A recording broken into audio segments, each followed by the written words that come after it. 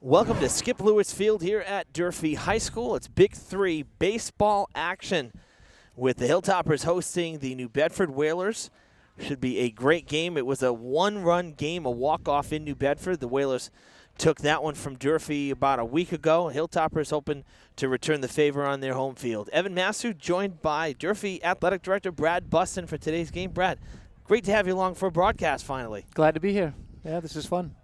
Should be a good matchup. Again, these are, a close game that first time out on the road, and we know Durfee's got the talent, but some of these one-run losses have really hurt them in the overall standings. Yeah, that was a good game. I was at that game, and New Bedford got a great pitching performance from Xavier Dominguez, and he's a left-hander that throws a lot of strikes, and he's always around the plate. And he pitched against Brockton on Tuesday, and he beat Brockton 2-1. So he's a good pitcher, and he keeps them in the game. And I guess against Brockton, he also got the winning hit too. So he's I would have to say that he's been their most valuable player so far.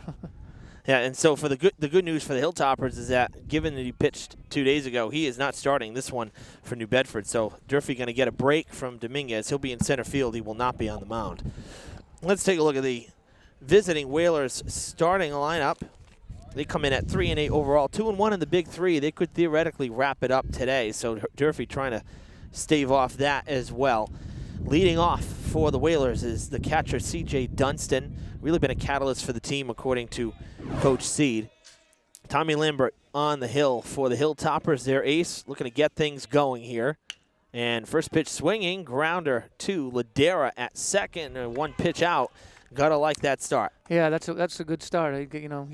He's trying to get ahead with a fastball right there, and I think New Bedford's going to come up there swinging because I think they know that Tommy's a pretty good pitcher. So I think they're going to try to get the fastball when they can. Next up at the plate, number 18, Manny Cardona, the shortstop. He'll be followed by the second baseman, Will Santiago, number 9. Xavier Dominguez, we mentioned, he's the center fielder today in the cleanup spot. He'll be followed by left fielder Dean Silvera. Batting 6th, the DH Ben Moranis, number 15, followed by the third baseman, Frantic Jamie. Number 8 in the lineup is Roberto De Jesus, and in the 9 spot, the right fielder, Isaiah Robertson. 2-1 the count to the hitter. Lambert working quickly. Got to love that. His defense behind him. 2-0 rather. So falling behind in the count. That one in there for a called strike, 2-1. His defense behind him in the outfield, we have Braden Buston, Matt Saunders, and Remy Dumont left to right. In the infield, Ishmael Moreno, Ethan Ferreira at short, Nate Ladera at second, and Curtis Perry at first. Zach Souza doing the catching for Tommy Lambert. It is a 3-1 count to Cardona. Lambert in danger of losing him. Swung on, driven to left center. Saunders tracking it, and he's there for the out. You may notice the temporary fence there in left field, and that's because, unfortunately, we know Skip Lewis Field prone to water in left field, and boy, we've had enough rain to last us a couple months, Brad. yeah, we didn't want to not have the game because of a little bit of water in left field. So it's probably in about 15 feet, 15, 20 feet. So still a pretty good poke to get it out of there. And that's kind of been commonplace. We've seen that fence be used a few years in a row now. I mean, it gets really damp out there towards the woods. Yeah, and usually about mid-May it'll start to dry up, and hopefully we can get rid of that temporary fence. Yeah, this is a pretty big field for high school baseball. I mean, the deepest part, it's kind of a Fenway triangle almost to right center, 395. I mean, that's not bad. That's respectable. On a line, one hopper to second. Oh, he caught it in the air. So a line out to second, and Tommy Lambert with a 1-2-3. Top of the first. Gotta like that. That's a great start for Durfee. Yeah, he threw a lot of strikes, and it looks like he was going right at him. So he's got defense behind him. He'll be all right. Last time we saw Tommy was the South Semis in the playoffs. They're up in Quincy, which was one heck of a game. That was Wellesley, right? That was Wellesley, I believe, we faced, the Raiders. Yes, yep. That was really a crazy game, and a game with a lot of drama that many thought Durfee might have gotten robbed on a few calls. Tommy started that game, and it had a pretty good performance. There were a few walks in that game. I think that some of them came back to bite him, but he had really good stuff in that one, a game that Durfee had in their hands, and unfortunately, Wellesley came back again. Couple tough calls at the plate. Remember that? Some real bang plays. Could have gone either way. Could have gone. Unfortunately, we didn't get the call, but that was a great game. Tommy's a good pitcher. Tommy throws hard, and when he's not on, the ball will be up. Everything will be up. But when he is on, he gets the ball down. He's got a good curveball, and he's developed a changeup. So when he's throwing those 3 pitches for a strike, he's very, very tough to hit. And he's a battler too. He battles. Oh yeah. All right, it's the end of the warm-up tosses for the starter of New Bedford, who is Nick Medeiros. So he'll be facing this Hilltopper lineup, and here it goes. Leading off, we have Matt Saunders, the center fielder. Brett Fonseca, the DH. Nate Ladera batting third. He's the second baseman. Zach Souza in the cleanup spot, the catcher, followed by Remy Dumont, the right fielder, who in the last game Durfee had was Saturday game against Case. Remy supplied the only run with a solo shot to left, a 1-0 complete game shutout for Ethan Ferreira last Saturday. That's the last time they played. Braden Buston, your son, in left field, batting sixth. Ishmael Moreno, the third baseman, bats seventh. Curtis Perry, batting eighth, the first baseman. And Ethan Ferreira, who we just mentioned, he plays short when he's not starting. He's in the number 9 hole, number 4. Saunders ahead 1-0 to begin the game. And back even now, 1-1. Saunders hitting .276 on the year, has 6 RBI. Still looking for the first home run. And Matty's a base hit guy. Yeah, absolutely. He's got some good speed, and he's looking maybe to lay down a bunt there. That's a good idea. I like that. You know, the first baseman's playing back a little bit. If he can push it down that first base line, he probably beats it out. Yeah, because second is kind of up the middle a little bit. Yeah. Popped up. Ranging back is Santiago. Coming in is the center fielder, Robertson. He makes the catch. So Saunders retired for out number 1 of the bottom of the first. And I'll bring up Brett Fonseca. Fonseca hitting .474 with an RBI. Yeah, he's been hitting the ball really well this year. I mean, look at some of these averages. You know, I mean, again, we're small sample size. Obviously, only been 9 games. Durfee's 5-4 coming in, 0-2 in the big 3. But I mean, some of these guys really hitting the ball. It just seems like they're having trouble manufacturing the runs. That's shot out to right center, and it's going to fall in the gap. Oh, that's going all the way to the wall. Dominguez giving chase. And into second base with a stand-up double is Brett Fonseca, one that really could have been caught or at least been cut off for a single. So Fonseca getting the extra bag there. Looks like there was some miscommunication between the right fielder and center fielder there. I think so. That's good. That's good. Good start right there. Get a double out of that. Now we got a guy in scoring position with less than 2 outs. And it helps you got a lefty at the plate, so you look for Ladera to kind of hook one on the ground and get Fonseca over. If you can't get the base hit, at least do your job, move the runner over. Backdoor breaking ball looking good there. Maybe a little wide. Well, Ladera at the plate, 321, 4 RBI to his name. Souza on deck. Good curve, hooked it. And Jay Martin electing to let that one go. Yeah, good move. Our assistant coach and first base coach will let that one go by. So quickly 0-2 to Ladera. Medeiros with the pitch. Good curveball. That's down the line, just foul. As De Jesus gets it back to Medeiros, we'll do it again. Decent crowd on hand. We always get a good crowd here for the baseball games. I'm sure the fans are just as happy that there's finally playing some home games. A lot of road games to start it off. Check swing, close. Did he go? Oh, he did not. That's good. That was close. That was really close. That was a nice pitch on that, on his part. It was a good pitch. Well, started him with 3 straight breaking balls, then went to the fastball there. So now 1-2 to Ladera. Upstairs, popped up, coming back, and off the snack shack. I think he's definitely got him thinking up there. I think he was thinking curveball on that pitch right there, and I think he was lucky to get a piece of that fastball. Yeah, definitely didn't get under it by much. No. Kind of a skimmer. And there's the curveball right there. Yep. That's a good call. That's definitely outside, a little high. Yeah. But again, I like the idea. I'll tell you the check swing though. One way you can always tell is if you really break those wrists, the bat head moves across the plate, and he did a good job on that check swing. 2-2 upstairs, popped straight up. De Jesus coming in, tracking. Oh, Called him off. Yes, called him off. The second baseman, Santiago, called him off and took charge there. I thought for a minute it was going to fall. Yeah, I thought the first baseman had that all the way. And sure. Then, So back to second there. Fonseca holding at second base. Will bring up Zach Souza, 310, a home run, and 9 RBI to his credit, leading the team in RBI.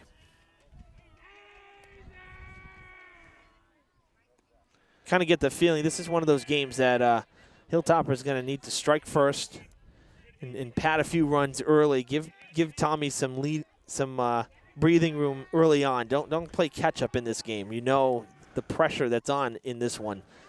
Yeah, and it's always better to pitch with a lead, that's for sure. Of course. But, all year long, the Hilltoppers, they got to get their bats going a little bit. Mm-hmm. So I think Zach's going to get a steady dose of curveballs. Yep, back-to-back curves to start it off. 1-1 count, fastball away, and he frames it. Nice framing from Dunston, and it's 1-2.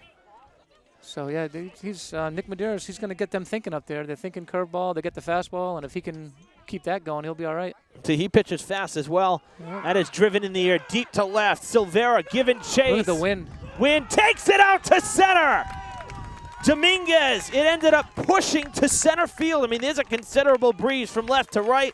Zach Souza with a 2-run jack to center, 2-0 Hilltoppers. And he got the curveball too, so that's a great job of hitting on a curveball. Well, you know, before that playoff loss last year, Zach told me at Fred TV, he's one of our students, he says, I'm going to hit a home run. And I mentioned that over the air, and he did. He hit a 2-run shot. Here we go, our first baseball game on Fred this year. 2-run shot for Souza and a 2-0 Hilltoppers lead. Not too shabby. Oh, you were just That's a big one. You were just talking about pitching with the lead, and, and he responded. He sure did. Here at game time, 63 degrees. It's turned mostly cloudy, and again, that breeze picking up here. So it was really nice this afternoon, but the sun heading back inside. Now 1-1 the count to Remy Dumont, the 5-hitter, coming on now. 2 out, nobody on after the Souza home run. That's a great piece of hitting there. I mean, you're not trying to do too much with it. You took the curveball. It's almost like I think he was sitting on it, to be honest with you. You got that one fastball, and he probably figured he's going to get another curve, and he waited on it. Really good balance. Yeah, and of course, the wind, I'm sure, did help a little bit. A little bit, but he hit it well, and I think you're right. I think he was thinking curveball, and he got it. I mean, that went into the trees. That's probably a 400-foot blast. Yeah, that was a bomb. That's a serious home run here. You don't see many dead center field. No, not at all. That's rope, left center. Dominguez giving chase. Silvera giving chase. Going to the temporary fence. Dumont with a tomahawk swing and a double standing. Toppers coming out hitting in the first. Another good piece of hitting right there. Nice line drive and didn't try to do too much with it. Took the upstairs fastball, got ahead of it, and drove it out to that gap. There was a lot of room out there. Noticing that Dominguez plays a little bit more towards right center, probably because it's a deeper part of the park. But that opens up that left center gap to the right-handed batters as Braden Buston steps in at 409, 2 RBI, the left fielder. Braden with a hack on the first pitch. Good swing. Yeah, it's good to see him swinging at the first pitch. That one downstairs. Good scoop from Dunston. Dumont will hold. No way to take third there. I remember interviewing Braden at one of Bucky's River City baseball camps. Going to check on the runner, and he just got back in time. Cheating in with Santiago. But I remember interviewing Braden, I think maybe 4 or 5 summers ago now. One of the first River City camps over the summer that I did, and I can't believe he's like already playing varsity ball. You must be, as a dad, you must be like, where did the time go, right? Yeah, we started baseball when he was 4 years old, 4 or 5 years old. It's hard to believe he's 17. Crazy, crazy. 2-1 to Braden. Chopper to the left side, and Coach Olmsnyder plays it nicely. High throw back to the pitcher. We'll give him a B+ for effort there. I'm going to guess that he's going to get the curveball right here. I think so. Yeah. 2-2. There is the hook. Yep, and he got it. Waves and misses. Good inning for the Hilltoppers. Durfee grabs 2 on the Zach Souza home run with 2 down. It's 2-0 Durfee after 1. Second inning about to begin here at Skip Lewis Field. Hilltoppers with a 2-0 lead after one. So we talked about it. Now Tommy's got a lead to work with, Brad. Always what you want out of your leadoff batters and your top of the lineup when they get their first chance at a pitcher. Strike first and give your pitcher a lead. Yeah, it's always good to pitch when you have a lead and you can go, attack hitters a little bit more and, get away with maybe a couple of mistakes here and there. But Tommy goes at hitters anyway, so. That one downstairs, I think that might have been the changeup there. You mentioned he's added that to his arsenal. And, his curveball was always good. Fastball's got some good pop. But now if you can work in a changeup, I mean, that really changes things up, literally. Gives something totally different to look at, and it looks like a fastball. That's why Pedro was so dominant, in my opinion, Pedro Martinez. It's all about the arm speed. And, if it looks like a fastball coming out of your hand, and that's what hitters are going to see. Pop in the glove. That's strike one. So Xavier Dominguez at the plate, the cleanup hitter for New Bedford. 2-1 the count. We'll see 4, 5, and 6 in the lineup this go around. So the heart of the Whalers order for Coach Seed. Good hook in there for the strike. Beautiful backdoor curveball right there. Yeah, he's got a nice 12-6 curveball, and it's a sharp and tight break to it. Ed Silva and Mike Farman, the umpires for this afternoon's game. Lambert works it back to 2-2. Grounder right back past him, but Ladera ranging over. Nice play there. Solid D for the Hilltoppers. That's Ladera's third put out. Second ground ball, and he had the line drive out to end the first, so he's been busy. Yeah, I think with the way Tommy throws, he throws kind of hard, so I think if the hitters are thinking curveball or changeup, and I think they're going to be a little bit late on the fastball all day. Dean Silvera, the left fielder, stepping in for his first AB of the afternoon. Lambert's retired the first 4 Whalers. And he drops it in. That's great. If he does that all day, it could be a long afternoon for New Bedford. Yeah, he gets ahead with that curveball, and then he's got the put-away curveball. So, if he can throw that and then get them thinking about something else, he's going to have them off balance. And back to back with it. Beautiful. Yep. Beautiful. Lambert's record is 1-1. ERA 2.25 in 18 2/3 pitched. Got to probably bring down the walks a little bit. 9 walks, 18 strikeouts. So the strikeouts are on par as that's grounded at third to Moreno. Scoops it, fires onto first across the diamond. He probably got away with one right there. I mean, that was a little bit too good on 2-0, but got the ground out to third. I think he was trying to go outside there. It looked like Zach Souza was set up outside, but looks like Tommy left it right down the middle. He kind of, his arm, he kind of slings the pitches in. You get a lot of movement that way. So, you're right. Zach was set up outside. Who knows? Could have tailed back a little bit more than expected even, too. Yeah. Which helps with the ground ball. So you get that sinking action. Yep. So Ben Moranis stepping in. Moranis, rather. Excuse me. He's the DH this afternoon. Takes a pitch upstairs for ball 1. I have to say, too, Tommy always sports the socks. The socks. I always love that. He likes the I love when the baseball players wear the socks. I wish that the Red Sox and White Sox would wear them more often. I mean, if the team has socks in it, you want to see the socks. looks like he's the only one that does it out there right now. I think so. Yeah. 2-0. That's in a good there. Pitch. That's nice a pitch. great pitch. Inside corner spot in the fastball.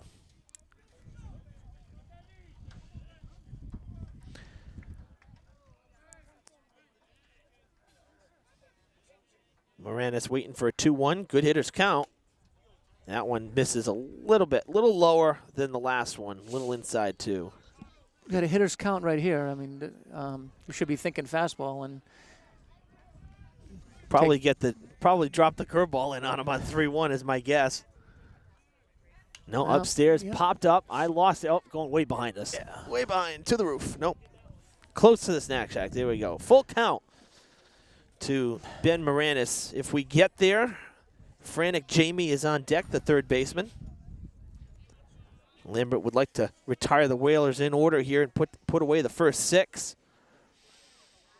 Work the count back full. Here's the payoff to Moranis from Lambert. Fouled it back in towards the softball field. Staying alive. Should mention that unlike in past years, I know you and I talked about this during the week, is that we're playing 7, not the 9 that has been done in the past, which, given the 7-inning playoff games, I think it kind of makes sense. It does. Struck him out. Great job of pitching right there. Went right at him. So Moranis down on strikes. Lambert's first, and he has taken care of the first 6 Whalers in without really straining at all. It's been pretty easy going through the first 2 innings pitched for Tommy Lambert. Perfect. 6 up, 6 down. But yeah, so getting back to the the innings. So for a while, again, we know that the New Bedford and Durfee game, all the big 3 games were 9-inning games. So why the change this year? Well, I think there was a couple of reasons. The state tournament for Division I was always 9 innings. Yep. And then a few years ago, they went to 7 innings. And in the big 3, we continued with the 9. And then, the athletic directors and the coaches talked about it, and it's just not that there's not a lot of pitching. And when you're playing at least 3 games a week sometimes, and sometimes 4 games a week when the weather gets really bad, most high school teams just don't have the arms for that. So. It puts coaches in a tough position because you don't want to throw a kid 150, 160 pitches. You don't want to hurt a kid. So after 7 innings, if the kid is already over 100, you got to make a decision. And then again, you're not going to bring in your starting pitcher for the next game. So you bring in somebody that might not have a lot of experience, and the games just sometimes they would get out of hand in those last couple of innings. And so it was really a matter of the team's just not having a lot of pitching. Yeah. And the state tournament going to 7 innings. So it just made sense to go to 7. Bottom of the second about to start here, and a healthy hack from Ishmael Moreno, the third baseman for Durfee, to start things off. 7, 8, and 9, bottom third of the Hilltoppers order after 6 came to the plate in the 2-run first. Medeiros working quicker than Lambert. I think that was a changeup right there. That's the first changeup that I think that we've seen. We mentioned talking about the 9 versus 7 inning games. I remember a couple years ago, it's a good pitch to hit there, and it hung up there for Ishmael Moreno to get his first hit of the ball game, a leadoff single. But I remember, I think maybe a year or 2 ago, I think it was a Brockton game that we did, and it was like, I don't know, we had a 10-9 lead in the 9th, and then we ended up blowing it, and we gave up 4 runs, and then we lost 13-12. I mean, it was like the marathon game that didn't want to end. Yeah. And you're right. I mean, I think we saw maybe between the 2 teams like 8 pitching changes. I mean, you get to a point where it's your game, you just got to deal with it because there's nobody else left. Right. And that's what was happening. And some of those kids that you're bringing in, they don't have a lot of experience on the mound, so it got ugly sometimes. Quick check on Moreno there as Curtis Perry still waiting for his first pitch. We've seen 2 checks over there, pickoff attempts. Perry hitting $154. Tries to lay the bunt down. I like the idea. Always like the aggressiveness of doing that. I wish the pros would do it more.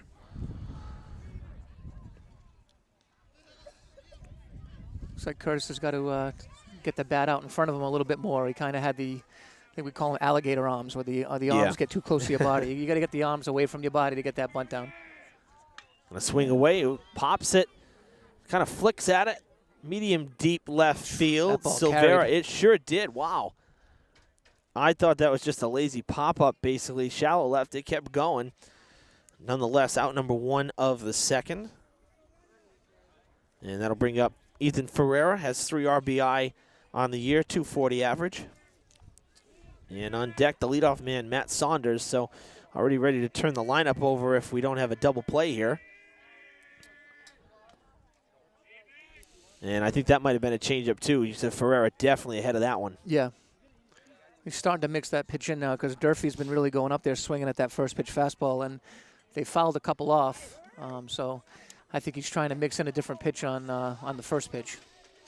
Not a bad idea. Got to keep him guessing because even the curveball is what got hit out for a home run after he dropped 2 of them that were really good on Zach. And then quick fastball, and on that fourth pitch, Souza sent it to center. So may not have a lot of confidence in his curve right now. There's a grounder to third. Jamie plays it on to second for one. Santiago to first for the around the horn double play. 5-4-3, and that'll end it. Bottom third of the Whalers order expected here in the top of the third. We'll see frantic Jamie to start things off here in the third inning against Durfee ace Tommy Lambert, who has been great so far. 6 up, 6 down. Working with a lead. Confidence building with each pitch. Look at that curve drop in there for strike one. Evan Massoud and Brad Buston with you here on Fred TV. Big Three baseball from Skip Lewis Field. Hilltoppers in a must-win if they want to share the Big Three crown. They're 0-2. New Bedford 2-1. Brockton 2-1. So basically, they've all played each other. Durfee's got to win today and got to win against Brockton in a week and a half from now to force a three-way tie like they did last year. Flared to the right side. Oh, it gets through. Yeah. He charged it. And that's going to go as an error on Perry. Might have actually been better to – probably thought he could scoop it in the air and realize it was too late. Yeah, and I think it was right off the end of the bat, and it might have been a changeup, and it was right off the end of the bat, and as soon as it hit the ground, it had all sorts of spin on it, and it just got right under Curtis Perry's glove. So the Whalers with their first base runner without the benefit of a hit. We're going to score that in E3 as Perry gets hit with the tough luck error there. Roberto De Jesus, the first baseman, stepping in as the 8-man in the lineup. That is roped foul. Look out in the practice field. Nobody's over there now. But that one stung into foul territory. And I think that's why Tommy's been throwing a lot of first-pitch curveballs. I think New Bedford's going to go up there looking for a first-pitch fastball. I think that's a changeup right there. Yep. A little bit up. He got away with it, but just something off speed. Just because, again, I think they're just going to go – they're going to be up there looking for that fastball. So. Well, they know he's a power pitcher, so that is definitely a good idea. I mean, if the curveball's working, which it sure seems to be right now, go with it. There's another one. Drops in, and, ooh, a little high. That one close to some of the higher strike calls we saw earlier in the game. Yeah. But he's got to be a little bit better with that curveball. I mean, that should be like down and away, maybe even in the dirt. Get him to chase something. 1-2. That's a good high fastball. There you go. What he's doing, he's changing eye levels. He's he's got a good curveball going, and then he comes with a high fastball. And when you can change the eye level like that, it makes it very difficult on the hitters. Well, basically, you got them thinking left, right, up, down. It's like, never mind the fact that there's 3 different pitches coming, too. Swing and a miss upstairs to Isaiah Robertson, the number 9 batter in the lineup for New Bedford. That was a first pitch strike, but well out of the zone. Robertson, the right fielder, number 16. At first is Jamie. That one dropping just a bit low.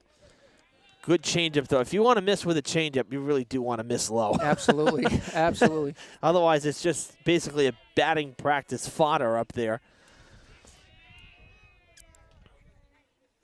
Good hook. Nice drops pitch in there for strike 2. That last strikeout was Lambert's second. He ended the second inning with 1. Both have been swinging. He's ahead 1-2 to Robertson. Upstairs, lays off. Good eye from Robertson. Good discipline. He got fooled once on it. Held up that time with 2 strikes. Works it even 2-2. He's trying to change the eye level again, so he can do anything right now. He could come back with another curveball, or he could try to climb that ladder again. And I'd like to see a fastball painted away. That'd be nice. I haven't seen that yet. Goes away up and away. Yep. And yeah, that would have been a good pitch if it was down. Yeah. Yeah, fastball, it says we saw a couple that worked inside corner, down low, called strike, but most of them have been higher in the zone. He's got to go at him right here. I mean, he just can't afford another walk. A walk, I should say, not another walk. Here's the payoff pitch. The runner is going upstairs. His ball 4, a free pass for Robertson. Had him down in the count 1-2, but Robertson worked it back in his favor. And he works the walk. So a good at-bat there from Robertson. We'll go back to the top of the order. C.J. Dunston coming up to the plate. 0 for 1. He grounded out to begin things in the first.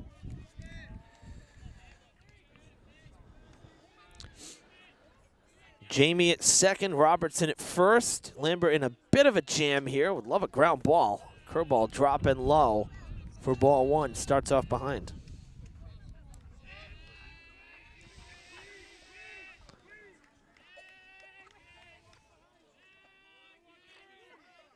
And time called.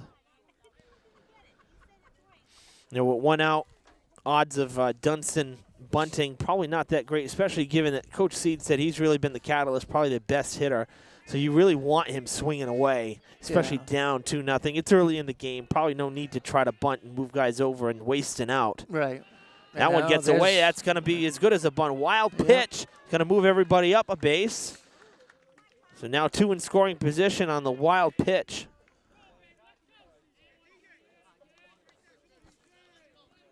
Souza had that one skip through the 5-hole.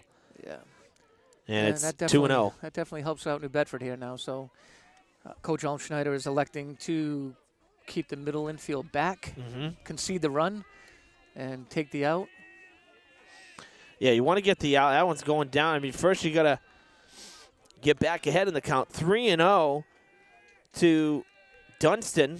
Manny Cardona on deck, the shortstop, and Tommy Lambert now going to go to the windup here, in danger of walking the bases loaded. Upstairs, New Bedford getting patient, and another free pass issued by Lambert. So this is something I mentioned again in the open, is that some of the walks can sometimes come back to bite Tommy. I think that's maybe one of the few downfalls. If he starts to get a little bit wild, again, 9 walks coming into this game now, 11 on the season through about 21 innings or so.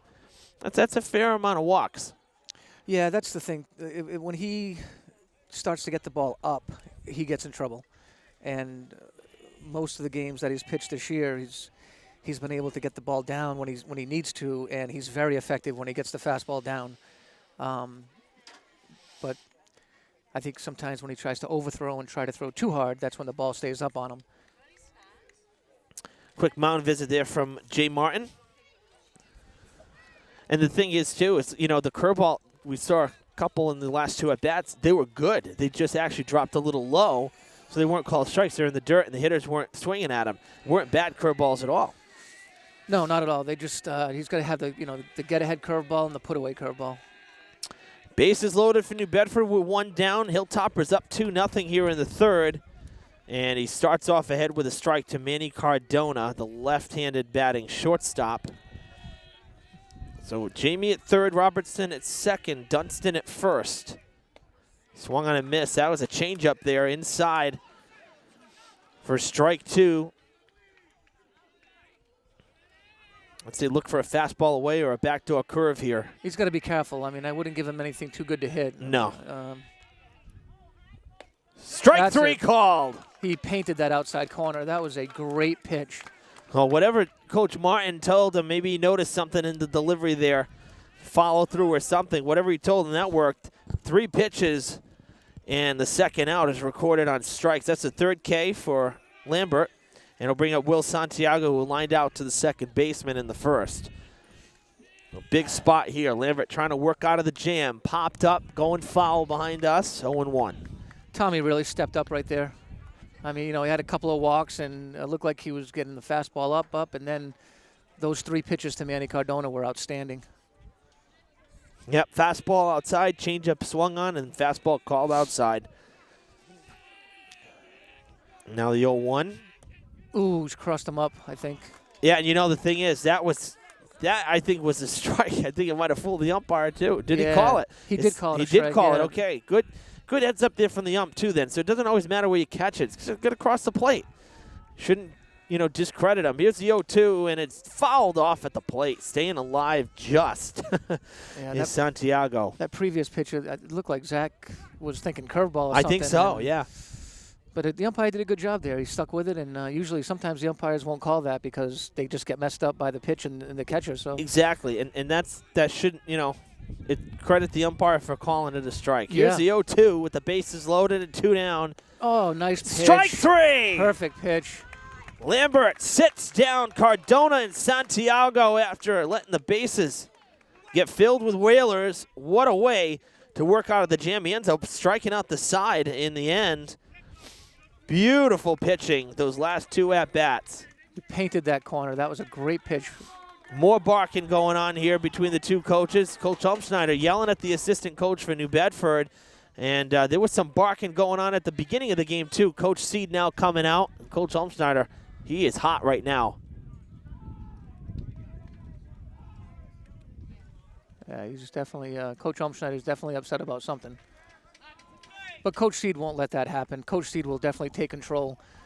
You know, he's not going to let his players, you know, act any way that's not, you know, the way the game's supposed to be played. Absolutely, and you couldn't have said it better because he is a very classy guy. He's been around New Bedford for the better part of 20-plus years. So, I mean, he's, you know, almost 30 years, and now he's going right over there to his assistant coach, say, look, knock it off. Yeah, Coach Seed is one of the classiest guys I've ever met, and, you know, he knows baseball. And actually, I think, if I'm not mistaken here, I think he's taken that Isaiah Robinson. I think he's taken him out. I think he's taken him out of the game. Well, we'll see here. Yeah, there's and you know, again, there was some chirping going on pregame that kind of got Coach Umschneider upset, and I'm wondering if it was Robertson. I couldn't see numbers in the pile, and here we go. Now we're going to meet up here, so let's see what's going on. Yeah, Coach C just wants to have a talk with Coach Umschneider and just to straighten things out.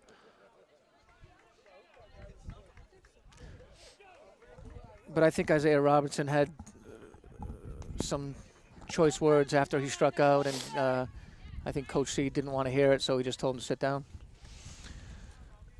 Robertson was the right fielder. He was number 16. I thought it was number. Oh yeah. I don't see. Oh no. I'm sorry. It's number 9. It was Santiago. It was Will Santiago. Yep. Yeah. Oh yeah. Because he's the one who struck out. You're right. Yeah. Yep. I got the lineup in front of me. Hello. So Santiago out of the not fielding, and he was the second baseman. So he is out for now. It looks like a single digit might be either Dante Tavares or Quest de Pina out in second, and we'll maybe be able to tell him if he turns around. We'll wait and see when he has to field a play, if he gets to. Matt Saunders leading things off here in the bottom of the third, top of the lineup for Durfee. Saunders 0 for 1 with a pop out to center. And Matty, yeah, he did a good job right there. He feels like he's being quick pitched a little bit, so he's got the hand up asking for time until he's ready. Mm-hmm. And the bench really getting loud here. That's popped up underneath it. Nice play there by the third baseman there, Jamie. I think that's so just two the pop-ups. Second time. Yeah, the second time Matty got the high fastball and just dropping his hands a little bit. If he can get his hands up and he can, drive that ball to the outfield, but he's just dropping his hands a little. The high fastball, they look so good. You don't like to lay off of them. Yep. Because it's coming it's right at eye level. So you see it the best coming in. It looks so good, but it's tough to hit. Popped up, going behind us, and another one towards the snack shack. That one going to climb the roof a little bit. So Fonseca in the hole, 0-2. He doubled and scored in the first. Check swing and able to lay off the curveball.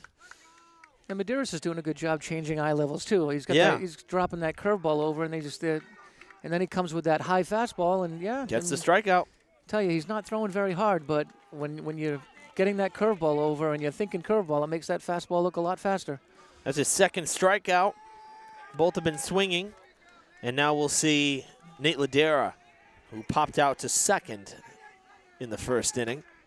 I got to tell you one thing I really like, and it's part of why I enjoy softball so much, is the pace of play. And Medeiros, man, gets the ball, he's ready to rock on the mound. There's just no. Oh, that's a good piece. That is crushed to right center field. And what a running catch. play by Dominguez coming all the way over from center. That's an outstanding Wow. catch. He went a long way for that ball. Yeah, Ladera put a charge in it to the deepest part of the field. And Dominguez, full steam ahead with the reach. That's one of the best plays we've seen in the game. Probably might end up being one of the best plays we'll see all day.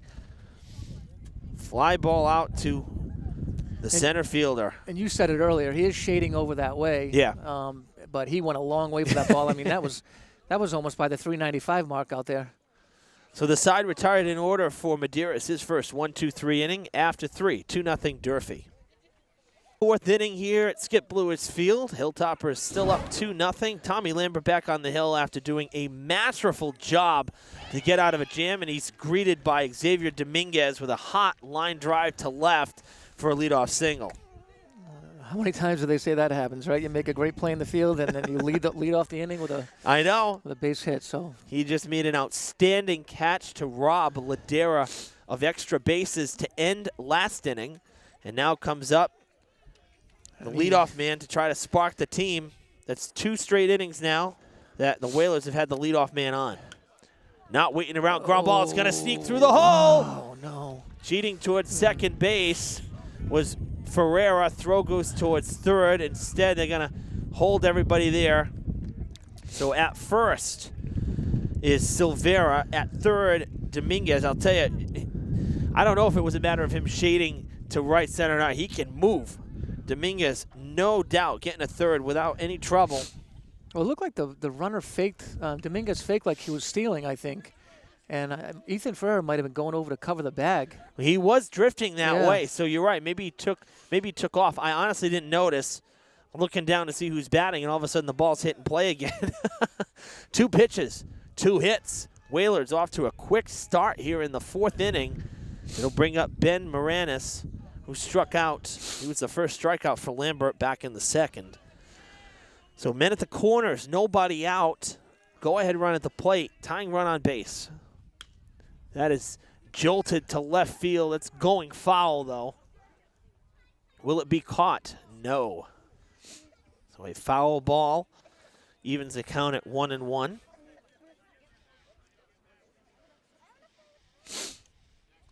And man, you know you're in New England when it's near 70 3 hours ago, and now we're down to, it feels like March again. This is ridiculous. It definitely got cold. It is cold. And it's just the breeze. I mean, it's actually almost kind of muggy. It feels damp. You know, it doesn't feel dry. It feels kind of damp, and that's making it even worse. Got to plow through it, though. Curveball drops in there. Good idea. Well, definitely, I think I would trade 2 outs here for give up the run. You know, get the double play in the middle and give up the run. Silvera, the left field. I'm sorry, Moranis, the DH at the plate. Silvera is at first, and that is strike 3 called. So 5 straight outs via the strikeout. Last 3 have been called third strikes, 5 overall. That's a big first out. Stepping in now, frantic Jamie, the third baseman. Tommy threw some good curveballs right there. He starts off a little high with that curveball. So 1-0, again, working from behind. Jamie was the first runner, first guy to reach base for the Whalers. It was on that error from Perry. And he was left at third base. Now up with 2 on base. Swings through it. 1-1. It looks interesting to see if they put something on here with first and third. But Zach Souza has a great arm, so. You got to watch the Dominguez so fast. If they throw through to second, he's most likely breaking for home. I think the Whalers would probably end up with a run. Nice job to protect there and kind of try to spoil a pitch. But now with 2 strikes, going to have to do more protecting. 1-2 the count. Lambert back ahead. He's got to make a good pitch here. Nothing too good. You know, get him to chase something and maybe get a ground ball and get a double play and get out of this. Here's the 1-2. And it is sent to right field. A base hit and an RBI. Almost getting the force at second base. Coming up throwing was Dumont. And it was a bang-bang play there. But now the Whalers on the board. It's a 2-1 game. Yeah, and unfortunately, Tommy left that pitch too good. 1-2 pitch, and he looked like a little bit outside maybe, but, you know, the kid did a good job taking that ball to right field. So the base hit and the RBI for frantic Jamie. I think Zach Souza wanted that pitch up. It looked like he was calling for a high fastball, and Tommy just left it down a little bit. So 3 hits in the inning for the Whalers. They've gotten a run back. Still work to do, though, for Lambert. He's got 2 on now with 1 out. Go-ahead run at first, tying run at second, a curveball upstairs to start off Roberto De Jesus' at-bat. De Jesus struck out in his first, so Lambert got him once. I'm sure he's thinking fastball right here.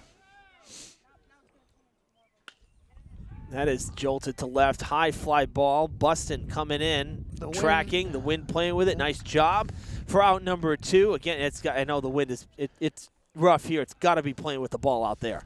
Yeah, it looked like he was in one spot, and then next thing you know, he was about 15 feet over to the right. So 2 down.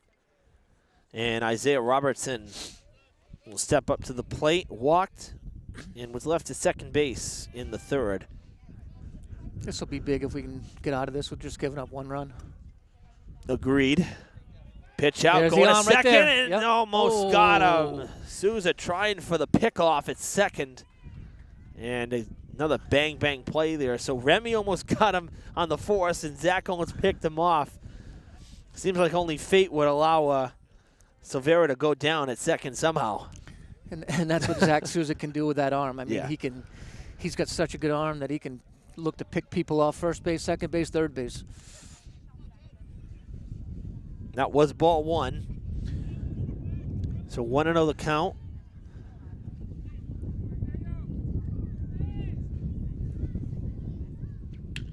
Grounder. Oh, right off of Lambert. And this is probably going to be a base hit. He ate it. That's a smart decision right there. And he may be hurt. Yeah. Now, Coach Olmsnyder are going to come check things out. Bases are loaded nonetheless. It's going to be an infield single for Robertson. Everybody up 90 feet. We'll see how Lambert is. That's a tough play right there. There's not much you can do. I mean, the ball's hit right back at you. You have to kind of react, and he's lucky he didn't get hit harder than that. Yeah. Kelly Mahoney on the third baseline, our trainer. Wondering if he needs any attention. Looks like okay, maybe going to throw a pitch or two. I don't know, we'll see. It's his right leg, that's his push-off leg, so we'll see if this affects him. If you're not pushing off, well, tend to leave things up as well. Don't get as much on the pitches. I remember from Kurt Schilling with the bloody sock, he couldn't push off that game 1 at Yankee Stadium, and I mean, everything was flat. So hopefully Tommy's going to be all right here. Oh, change up. Yeah. Way out ahead of it. That's a good first pitch. But I'm surprised they didn't give him a couple of warm-up pitches just to see if he's okay. Maybe he gave him the A-OK, the thumbs up. 0-1 to Dunston. Bases loaded, 2 down. Whalers have been making noise. Only 1 run to their credit so far. So it's a 2-1 game. Lambert trying to get out of this inning unscathed. Dunston 0 for 1 with a walk. 1-1 the count.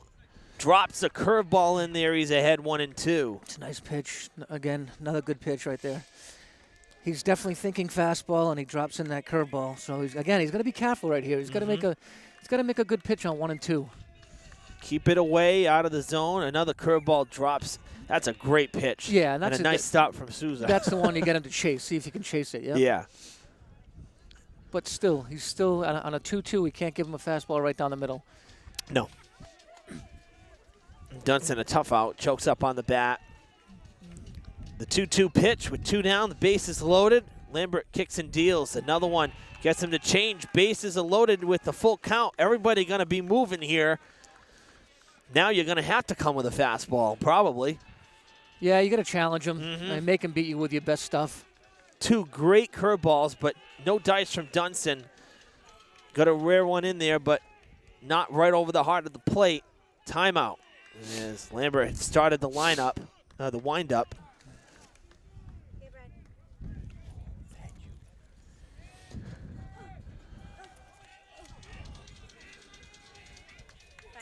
It's a big play in the game right here. Payoff pitch from Lambert. Slice foul, staying alive. He came with the fastball. Amazingly, really wasn't too much movement on the base paths. I thought we would have seen runners get a little extra jump. They should be moving. I know. And I'm sure Coach Sheet is going to let them know that right now. Yeah. Full count.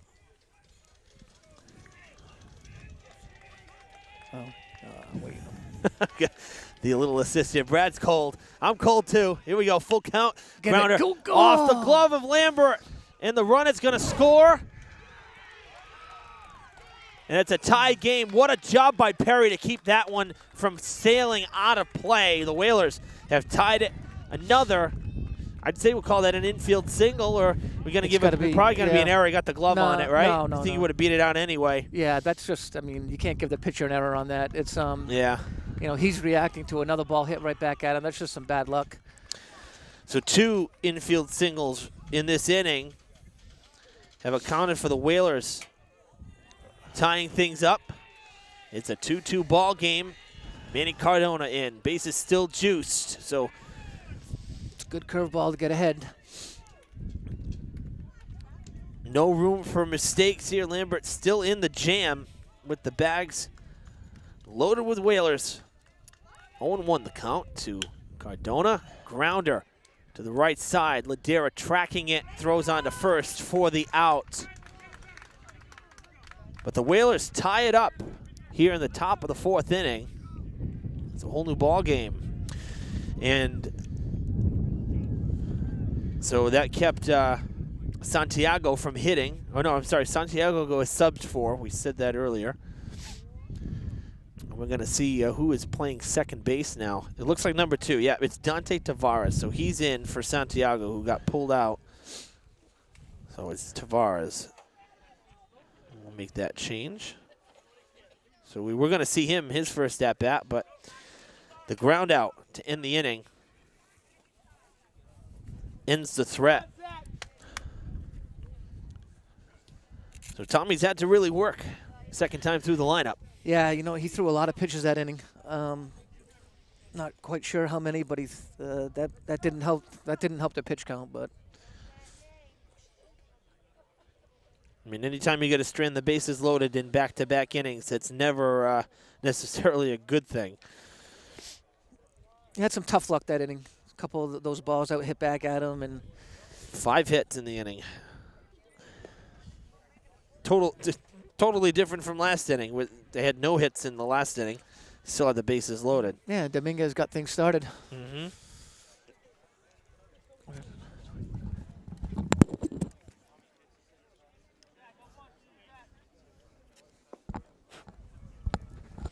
The Hilltoppers going to do some work here as we head to the bottom of the 4th inning. We're halfway through this one. I'm sure I speak for many with the temperature drop. I hope it doesn't go to extras, but that's, you know, we still got some time here. Has some time for some runs.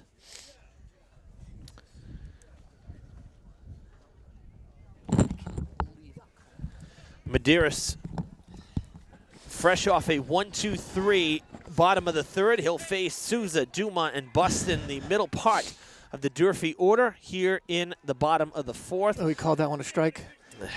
I think our man in blue here is cold and wants the game moving too now.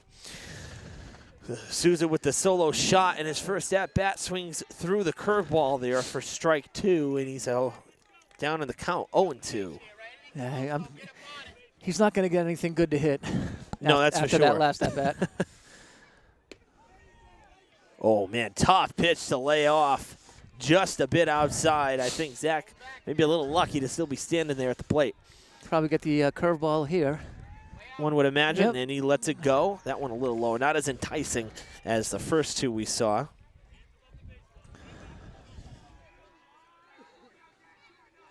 Two upstairs, and Souza swings through it for out number 1. And he's just mixing. He's mixing in the pitches, and you know, Zach might have been thinking curveball there, and he got the fastball, and again, it makes that fastball look a lot faster when you're thinking something else. Oh, sure does. That's the 3rd strikeout of the afternoon for Medeiros. And it brings up Remy Dumont, who stung a double to left center after the Souza home run with 2 down in the 1st. So Remy 1 for 1. Skies it high in the air to left center. Coming in on it is Silvera. A lot of wind. It falls. It falls in. Dumont good hustle. gonna get there. Darn right. Good hustle. Never gave up on it. And Remy, that fell in cleanly. I'd say that's probably a double in my book because nobody touched it. It's just a great job of running by Remy Dumont. A lot of kids, when they pop up, they're so upset because they popped up that they just kind of dog it and they don't run hard. I was watching Remy right out of the box, and he ran hard right from the beginning. So, I mean, he just got himself in scoring position right there. That's a great job. Yeah, in my opinion, too, that's just good heads-up baseball, knowing the conditions as well. You know, you just can't give up on anything. Anything can happen in baseball. We see this. Balls drop. It happens, you know. Can't give up on it. Always got to run it out. I know Braden got the last at bat. He got the first pitch fastball, and he fouled it off, too, and he just got it again. So he's got to hopefully jump on that fastball. I'm going to check on Dumont first, so Bustin will have to wait for his second pitch. Struck out on a curveball, really good curveball, in that first inning. That ended the first inning. Now in a big spot here with only the one out. Get down, get down, get down, get down. And that's going down the line. Big. A fair ball. That's going to give the Hilltoppers the lead back. Bustin's going to have 3 bags. Heading to third, an RBI triple for Braden Bustin. The Hilltoppers back in front, 3-2. That's a good job of hitting right there. Beautiful. Yep. Got to go with the field. pitch. Yep, using the whole field. Dumont in to score on the Bustin triple. 3-2 Toppers. Going to appeal first base. And he's safe. We're going to go around the horn. Coach Seed must have saw something. You know, the visiting dugout at first base. Must have saw something and said, it's worth a try. Of course. Why not? It's worth a try. There's no challenges here in high school, so why not the appeal? Not a bad idea. But the RBI triple for Bustin gives Durfee the lead back. We'll see Ishmael Moreno at the plate now. He had a base hit to right field in his first at-bat. That's huge for Durfee to come back and pick Tommy up after a tough top of the fourth. To come back and take the lead right back like that. I mean, again, for a team that's had some close one-run losses here, to come back like that, that's pretty big. It is, and I think Braden got the fastball again, which you know, the first pitch was a fastball that Braden took a good hack at it, and he fouled it off. And I was thinking that, you know, he would come back with a curveball, but I think Braden got the fastball again, and you know, it was a little bit outside, and Braden, he didn't try to pull it. He went down the right field line with it and got the triple out of it. So it was a good piece of hitting. It's all about the approach at the plate.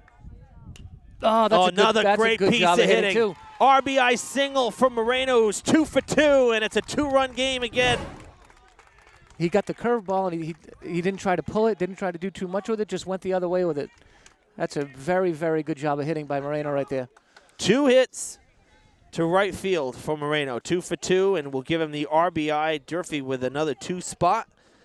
And it comes again right after New Bedford tied the game. Curtis Perry will step up to the plate, fly out to left field in the second, 0 for 1.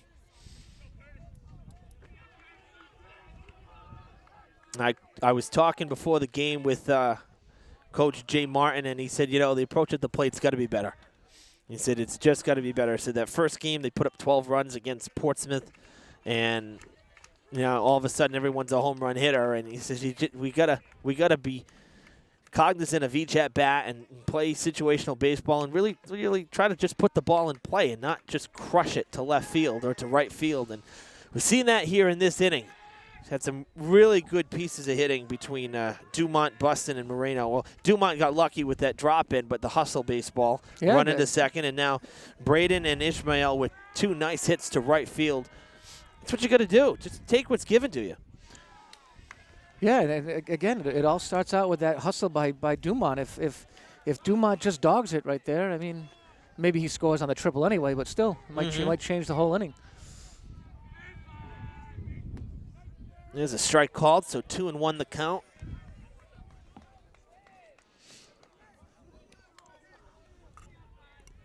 So Moreno at first, Perry at the plate, 1 down. Checking on him again. Oh, they're nervous about Moreno. They did this last time he got on as well. Waiting on a 2-1. Swinging through it upstairs. Perry pulled the trigger. Evens the count at 2-2.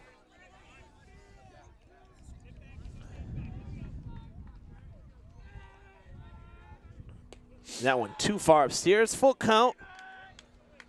See if Almschneider sends him here on a 3-2 pitch, get the runner in motion. Yeah, I don't know what kind of arm Dunston has. I know he's not the biggest catcher in the world, so no, he does not take off. That's hit to left hit field. well. Hit well. Silvera No. tracking it, and he's got it in his sights for out number 2 as Perry gave it a ride. So another fly out to left field for Perry. 0 for 2. Just got under it a little bit. Well, let's see. Ishmael Moreno, 2 for 2, 2 hits to right field. Curtis Perry, 0 for 2, 2 flyouts to left. We know Ferreira can't ground into a 5-4-3 double play with 2 down. So we won't recreate the bottom of the lineup here, but kind of funny when you start looking at things, the way things pan out in the game. So 2 down for Ferreira. With all these spray shots Major Leagues have, they know where to play all these guys. No kidding. I know. It's crazy. And now Benintendi last night hit a ball right up the middle. Yeah. I thought it was a base hit. It was going to score a run. And Guy's right there. The guy was playing right there. I know. Incredibly frustrating game 2 for the Sox against the Yankees. It's gonna be a fun season, I think, between these two teams. Yeah. I mean, really, they both improved a lot from last year. You know, changes of the guard with the managers as well. That's driven a left by Ferreira, but I think Silvera's got it lined up. He does. He's been busy this inning. So limiting the damage is Medeiros, but he does surrender 2 more runs to the Hilltoppers, who lead by 2 once again through 4. 4-2 Durfee. Wild 4th inning is in the books. Both teams with a pair of runs. We move to the 5th. 4-2 the score. Evan Massoud and Brad Buston with you here on Fred TV for Big 3 Baseball. Durfee leading New Bedford by a pair of runs. And in real time, we've played an hour and we've gotten through 4 innings. So we're above average speed here getting through the game, which is great considering it feels like March again here. We're just talking about that. Sun has gone, wind has picked up, and I'm not liking it right now. It feels like a late October, early November game, like a really? fall baseball game right now. It was just beautiful at warm-up time at 3 o'clock. The sun was kind of in and out, but the sun felt good. I mean, this is kind of ridiculous. This was, you know, I looked at the weather this morning. I said, what's it going to do? Because it took forever to clear up. It was supposed to be like 70 degrees and sunny today. Well, that didn't happen. Yeah. That's for sure. At least Monday's softball game, we had all sun. Great pitch. Strike 3, painting that outside as Tommy Lambert picks up strikeout number 6. Good way to start off the 5th inning. And, of course, you know, to the defense of Dante Tavares, who came in for Santiago, this is his first at-bat of the day. So, you know, he's getting his first look at Lambert as well. And Tommy's painting that outside corner. That's getting a job done. The curveball slipped out of the hand, it looked like there, for a high ball 1. Xavier Dominguez at the plate. He's 1 for 2 with a ground out, a base hit, and a run scored. Not a bad afternoon for him so far. Again, he's the ace pitcher for New Bedford today in center field. Making, still right now, stands as the play of the game. That ranging play to right field to Rob, what was it, Ladera, right? Yeah, yep, to Rob Ladera 2 innings ago. That's popped up. And another one out of play.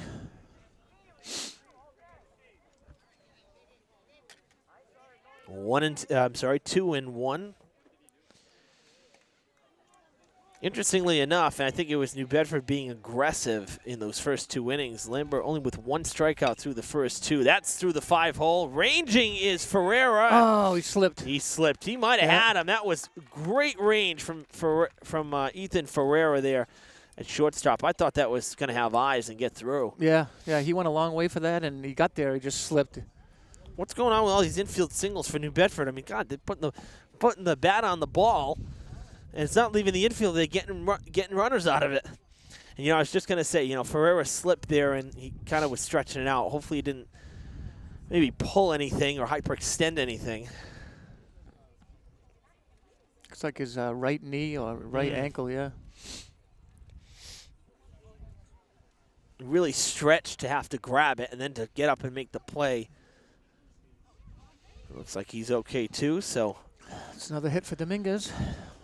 Another hit. He's 2 for 3. Just 4 infield hits by my count in the last 2 innings. But what I was actually going to say is, you know, New Bedford really aggressive in those first 2 innings. There were a lot of quick outs, only the 1 strikeout. Since those first 2 innings, when Lambert retired the first 6, he has 5 strikeouts, but he's had a lot more base runners to work around. So, yeah, they're going up there hacking. I think if they get that first pitch fastball, they're going for it. So Dean Silvera ahead in the count 1-0. He too is 1 for 2. Base hit, a run, and a ground out. Oh, that curveball would have been a nice one for him to hit. That one hung up there a little bit. Yep. Hung up just a little bit. Not as sharp of a break, more of a get me over strike.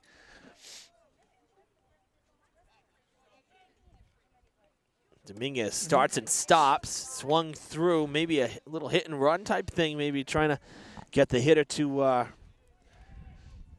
put the bat on the ball, maybe. Yeah, well, Tommy's got to come up with a good pitch here again. He's been doing a pretty good job lately.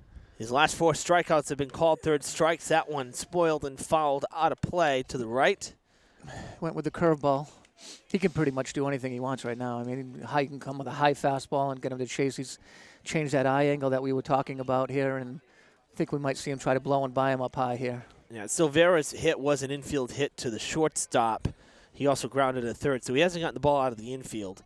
Yep. And he strikes out.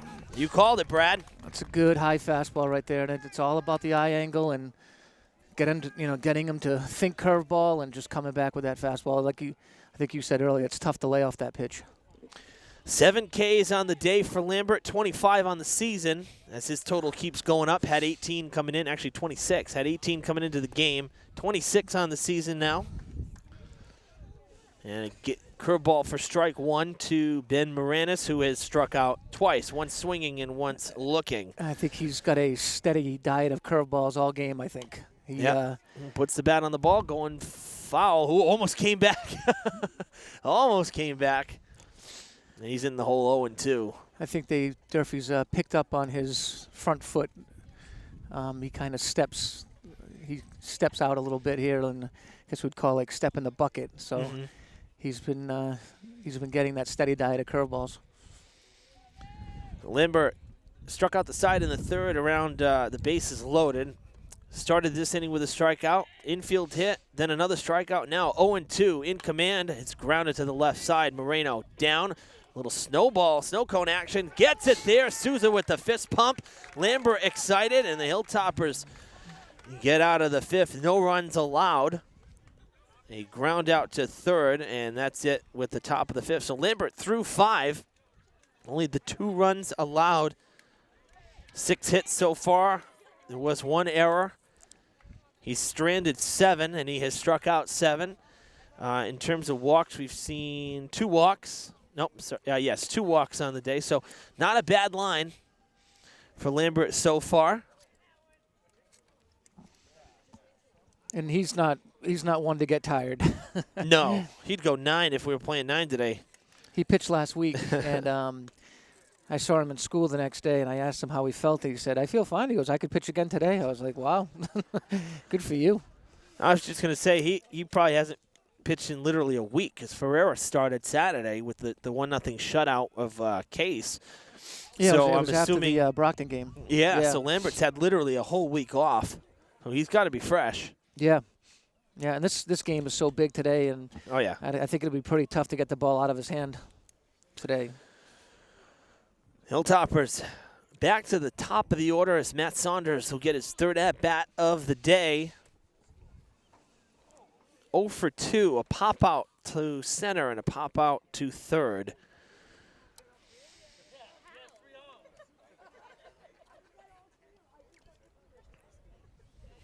So Saunders, Fonseca, and Ladera expected 1, 2, and 3 here in the batting order. It's a good idea. Oh, yes. Yeah. So, Brad, you got game changer up. Lambert with 85 pitches through 5 innings. That's kind of on par with, like, even the major leagues. We see some guys not even get through 5, and they're up to 100 pitches. So he's on par there.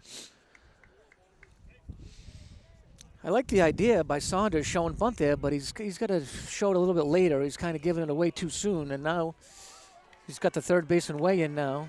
He's like a little slash. Oh, that's why. Look at that. Yeah, that's Brought it. him in. That's a good play. It worked. Jamie came in. He pulled the bat back and deposits it into left field. That would have been an out. Yeah, you don't see a slash too often, and I guess that was the point of showing the bunt a little bit early, and then he pulled it back and got the fastball and roped it to left field. Good job by the leadoff hitter. Saunders now 1 for 3 on the day. And he's got speed, so he's going to obviously get the attention of Medeiros, who very quickly throws over there. It's Fonseca at the plate with a double and a run scored on the Souza home run and then a strikeout last time. So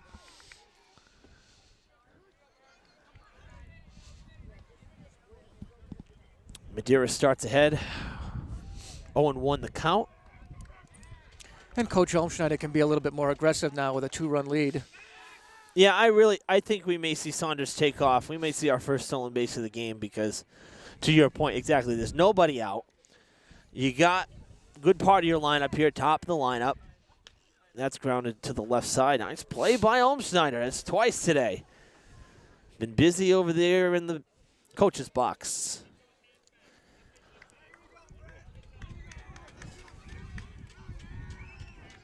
Oh, 0-2 to Fonseca.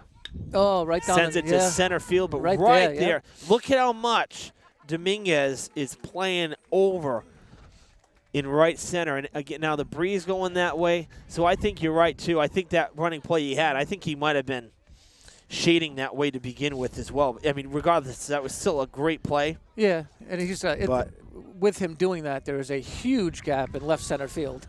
Sure is. Ladera up, sends it to left, first pitch swinging, and if this is caught, he'll be 0 for 3. A pop out to second, a fly ball to center, and now a pop up to left. And just like that, 2 down after the leadoff hit. It's up to Zach Souza to keep the inning going. He was, half dressed in the catcher's gear, not sure if he'd get to hit. Big spot here for Souza in his third at-bat. He hit the home run in the first, a 2-run shot. And struck out last time. Look where Dominguez is playing. He's pretty much he's dead center now. Right at the 384 mark. I know. I think it's the good jump from Saunders. And that's a good Throw job. Gets into center field. Yep. Saunders going to head to third base. And Dominguez was playing so deep that he could get to third on that. The ball got to the outfield. That it took a while for Dominguez to get there. So a stolen base and an E2. And that's a good move, stealing him right there, because even if he gets thrown out, I mean, you're leading off with Zach next inning, so it's a good spot to take a chance. Brief glimpse of the sun in the sky there for a second. It almost looks like this isn't so much cloud cover. It's almost like it's the fog bank coming up from Newport. Whatever it is, it's still cold. It's still cold. You're darn right. Souza with a base hit can make it a 3-run ball game. Takes it outside, 2-1, good hitters count. So Saunders 90 feet away at third, 2 down. And with first base open here, I'd be surprised if they give him anything good to hit. Well, you got to be careful. You got Remy on deck. He's hit the ball well twice. That's hit deep to left field. Silvera ranging back at the wall, and does he hold on to it? He sure does. Wow. Takes a home run away. Souza robbed with 2 down. That one should have been gone over the short fence. What a play by Silvera to end the 5th. That might turn out to be a big play in this game. Boy. A total rob job right there in left. What a play by Silvera. We're done with 5 at Skip Lewitt's Field. It stays 4-2. Top of the 6th underway here at Durfee High School. The Hilltoppers could have a 4-run lead right now, but Silvera with one heck of a play to end the bottom of the 5th. A little cue ball there. Oh, nice job by Perry to stay with that. And it goes as a 4-3 put out here. A little cue ball off the end of the bat from Frantic Jamie. Had a lot of spin on it.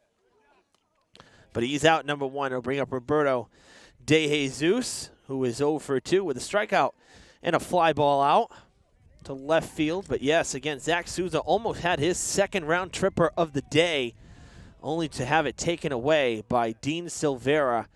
in what now is the play of the game. It was a great play over that short fence, and he almost went over the fence even, and he held on to it to rob Zach. Curveball for strike one.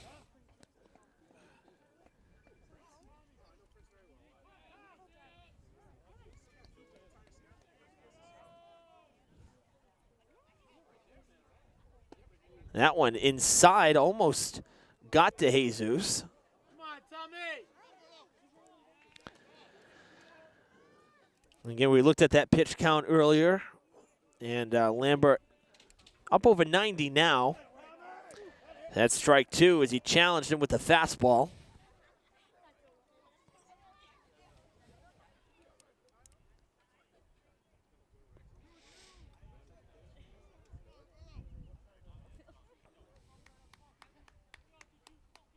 Here's a 2-2 from Lambert. Swung on and missed. Number 8 for Lambert. Second time he's gotten De Jesus on strikes. And that'll bring up Isaiah Robertson.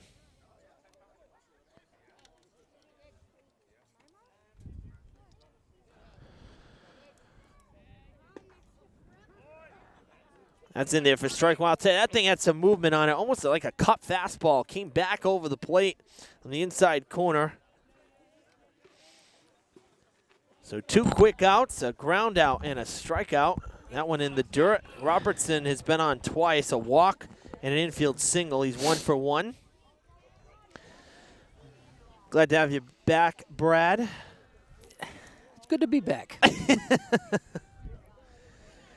Yeah, what we say is that with Durfee, New Bedford, rivalry games, tensions run high sometimes, and you just got to remember good sportsmanship is the name of the game, right? Absolutely. There you go. So, a little chirpiness with the fans, but everything under control now.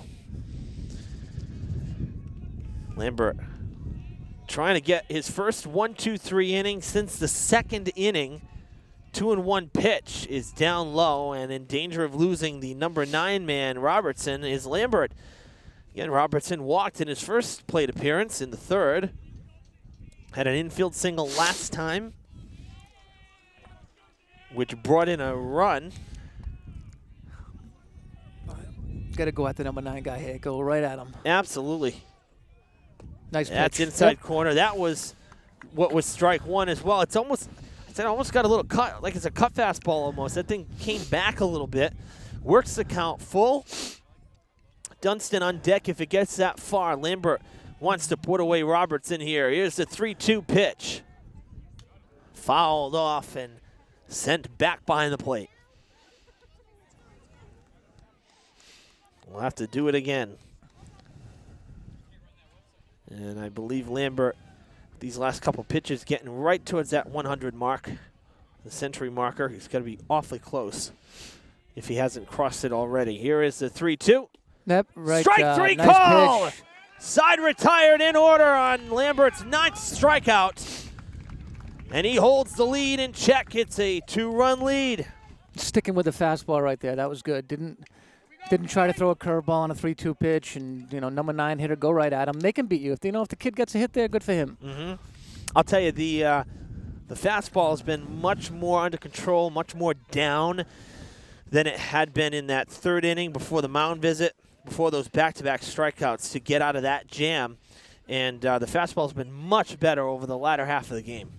Well, I saw Tommy pitch against Dartmouth this year. He got beat 1-0, and in the 5th, 6th, and 7th inning, yep. no 7th inning. It was only 5 and 6 because Dartmouth didn't have to hit in the 7th. But yeah, in the 5th and 6th inning, Tommy, he got better. He got better as the game went on, and that's pretty much what he does. He's a strong kid, and he's a tough competitor. Mm-hmm. And most pitchers, I would imagine, do get stronger as the game goes on as well. The ones that have good stamina, who are strong, they tend to get better than the first inning. They tend to really warm up and just get in a groove. Yeah. Well, Hilltoppers coming to bat here for the 6th inning in what they hope will be their last time at the plate. And they're going to have Remy Dumont, Braden Buston, and Ishmael Moreno, all of whom had hits in their last at-bats. And between the three of them, they are 5 for 6 on the day.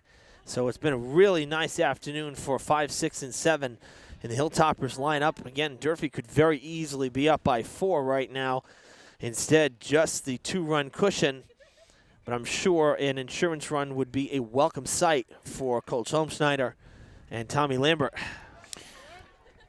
This is big. This is a big game, and it's going to give them a chance to go out and, if they win this game, go out and beat Brockton, and then everybody would finish 2-2 in the Big Three, and everybody goes to the tournament.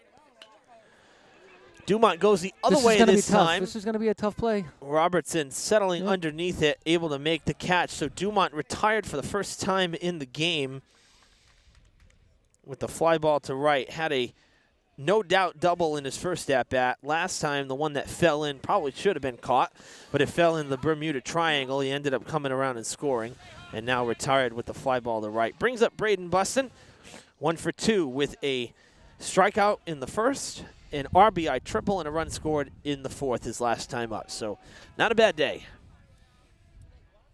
That one upstairs, chased the high pitch. That one is going foul. Those should get out of play, and it does. So he'll get the reprieve with the 1-1 count once he steps back in the box.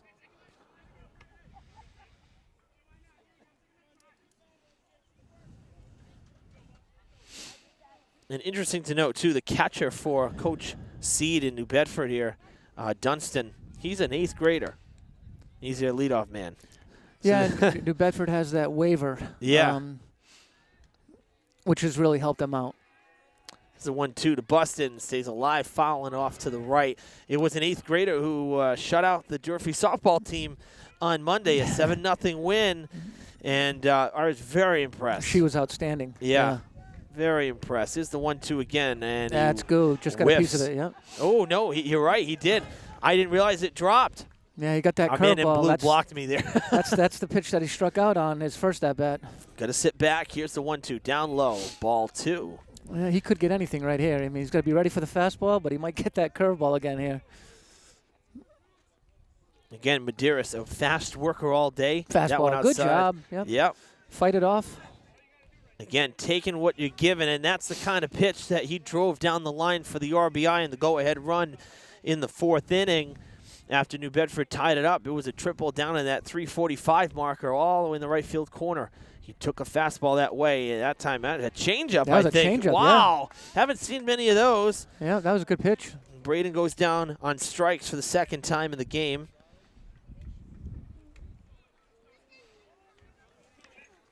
And will most likely end the game 1 for 3. We'll see what happens. Ishmael Moreno at the plate. First pitch, hacking it. He wanted to send that over the main fence. Yeah. If he got a piece of that, it might have been going a long way. 2 for 2, 2 base hits to right field. Curveball for strike 2, and Medeiros in command here, 0-2. Looking for what would be his first 1-2-3 inning since the 3rd. To the right side. Nice snag by Medeiros. Yeah, that's going to do it in the bottom of the 6th. Side retired in order. Hilltoppers head to the 7th with a 2-run lead. Top of the 7th here at Skip Lewis Field. Evan Massoud and Brad Buston with you on Fred TV. For Big 3 baseball, last frame, the Durfee Hilltoppers hope. Tommy Lambert just fresh off a 1-2-3 inning. He dives for that one, but Ferreira will back him up, and he gets Dunstan. First out. One pitch, 1 out. That's big right there. That's, a lot of times you'll tell a team to take a pitch when they're down. When they're down, going to tell them to take a pitch, take a strike. But to get 1 pitch, 1 out, that's huge. Sure is. That's 6 in a row retired by Lambert. And it brings up Manny Cardona, who's 0 for 3. A fly out to center, a strikeout looking, and a ground out to second. And he takes a first pitch strike.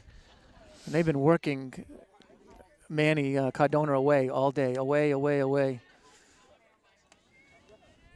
Down in the count 0-1 as Cardona looks at a good curveball, but it drops just a hair low. So it'll be 1-1 to him. Again, if Durfee wins this one, they hand New Bedford their second Big 3 loss. They'd be 500 in the league, and it would give Durfee their first win with only Brockton standing in their way for a three-way Big Three crown. Lucas Souza warming up if needed, but I don't think we're going to see him. Lambert is kind of settled down in a bit of a groove again. That's hit well to right center. Remy Dumont on the run, and it's over his head towards the fence. Going to be 2 bases for Cardona. So he's at second with 1 down. That was hit very well to right. That was inside. You mentioned away. That one came inside a bit. Yep. And he was able to really drive it. That kind of down and in or middle down is what lefties like. And we'll have a quick mound visit here. Want to make sure everybody knows what they're doing in the infield. Get the sure out, because that's not the tie and run at second. You gotta worry about the hitter, right? And the outfield should back up here. They should not, try to have nothing over your head. I mean, that ball was hit so well that could have gone over anybody's head. But you want to keep the batter runner off second base here, because that would be the tying run. So, you'll give up the run, but you gotta keep this guy off second base. Well, the good news, again, is that this is Dante Tavares struck out looking in his first at-bat, which was the 5th inning, because he came in for Will Santiago, who Coach Seed subbed out after 2 at-bats. So it was a very quick at-bat for Tavares, his first time up. Hadn't seen Lambert at all, hadn't had any at-bats. So that may play to Lambert's advantage. Got to watch the left side. Playing the line is Moreno. There's a big hole on that left side. Actually, the whole infield playing the line, really. That's grounded to Ferreira. Just get the out. Tough hop. Ferreira's got to hurry, and he got him at first. Boy, Tavares can run, and he was thrown out by inches there. 2 down in the 7th, and Xavier Dominguez will stand in the way of this game either ending or continuing. That was a good play by Ethan Ferreira. That ball came up on him a little bit right at the end, and he stayed with it, and he had a nice, strong throw over there. Dominguez 2 for 3 with a run scored. Should I just telling the outfield to back up? They don't want anything over their heads. So they got to keep Dominguez off second base here. Lambert will go to the windup here with the runner at third. Nobody else on. 2 down. That's driven to left field, and that is going to drop in. That's okay. And it's a 1-run game. But again, to your point, playing back. Yep, keep him off second. It's only a single. However, it does bring home the run. It is a 1-run game. Boy, we talked about 1-run games early. Durfee likes to play with fire with these 1-run games. RBI single to left. And Dominguez, that's a 3-hit day for Dominguez. He's a tough out. He sure is. And he's a tough pitcher, too. A great all-around player. Dean Silvera, who robbed Zach Souza an inning and a half ago, up at the plate now. Wouldn't this be something if he ends up doing some damage here for New Bedford? He's 1 for 3, a ground out, a single and a run scored, and a strikeout. Upstairs, 2-0. Lambert does not want to hit somebody now here either. That's the last thing you want. Silvera, the go-ahead run at the plate with 2 down. Dominguez at first has good speed. They are holding him on. It's a hitter's count right here. He's got to be thinking fastball and... Like to see a curve. Nope, gets the fastball. Challenge time. He swung through it, 2-1. I think this is pretty much got to be challenge time right now. I mean, if he goes 2-2 right here, then maybe a curveball, but he's got to go at him with a fastball and just try to beat him with his best stuff.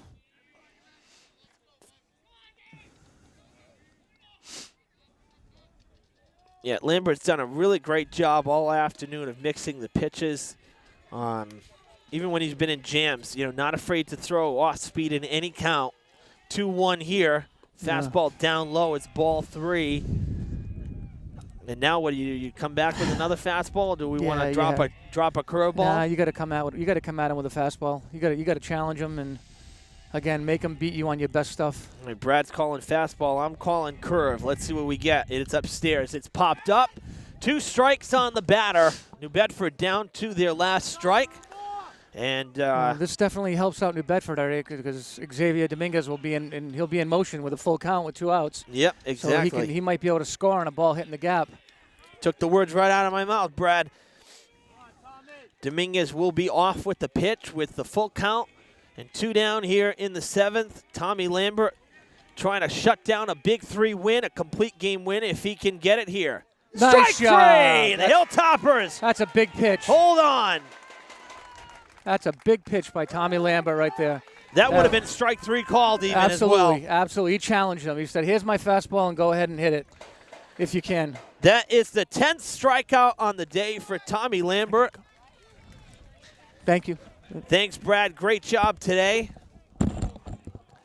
Lambert with 10 Ks. He finishes it with a great fastball. And now there's some chippiness going on here. It's been going on all afternoon.